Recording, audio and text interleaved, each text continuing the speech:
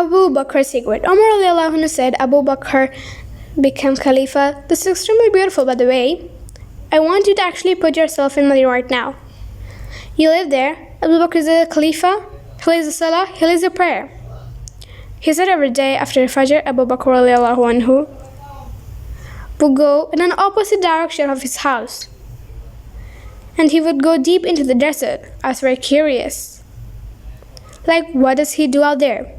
So Umar radiallahu anhu said, I had watched him every single day go to Salat al-Fajr. And then Abu Bakr does not return home. He just walks far away into the desert. So he said every day I had wondered, Ila aina yajrah? Where does he go? Where does he go? Where does he go? He said one day I said to myself, La ta'jumana. That's it.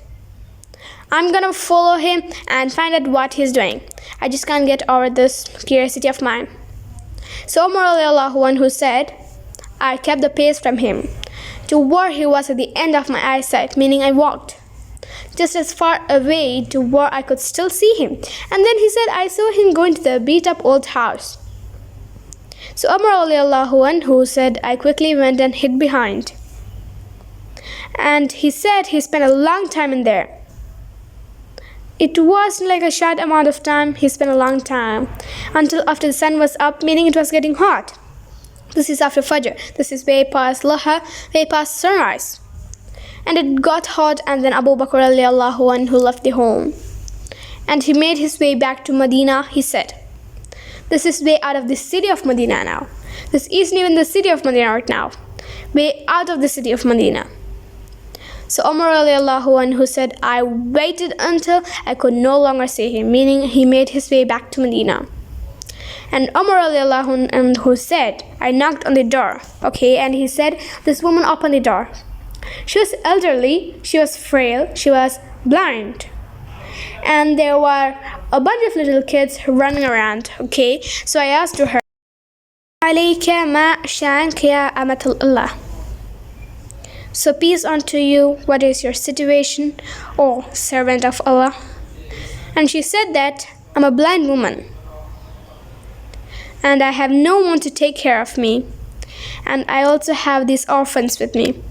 You know, and the implication, Allahu A'lam, her kids died. Left behind, these are grandchildren, or these were orphans. Somehow it's her and it's some orphan children. And she says, I have no one to take care of me. And these orphans.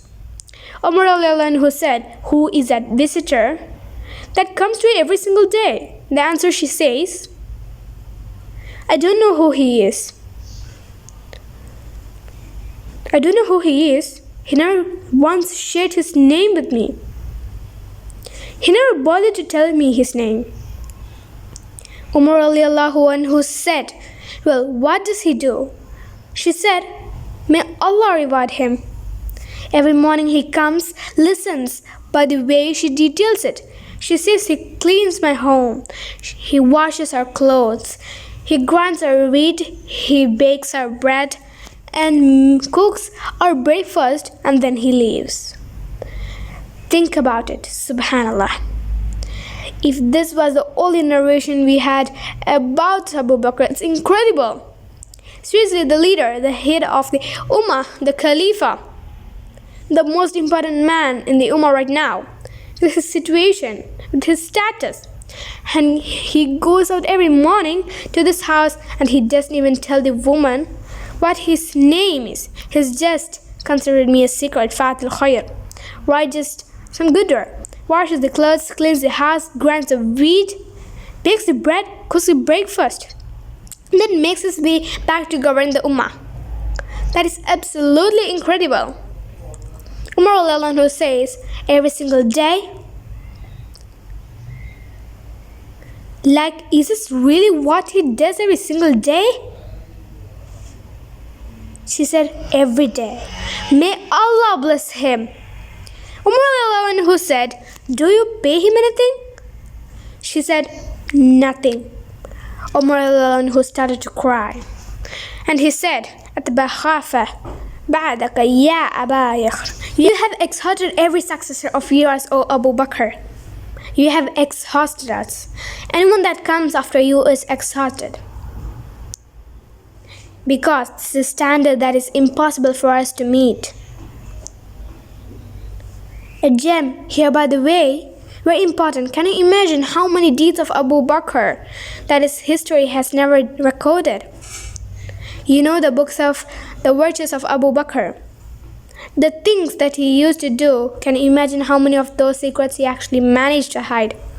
And why did he not think of himself too good to still do that thing? And by the way, a lesson for all of us: if you're someone who does some that everyone knows about, you had better have some good that only Allah knows about.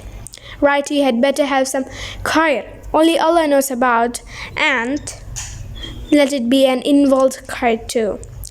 Okay, an involved form of good, not just a secret charity, but this is something that has a spiritual reminder and effect on him too, right? Going and visiting this elderly woman and her orphans every single day and doing those things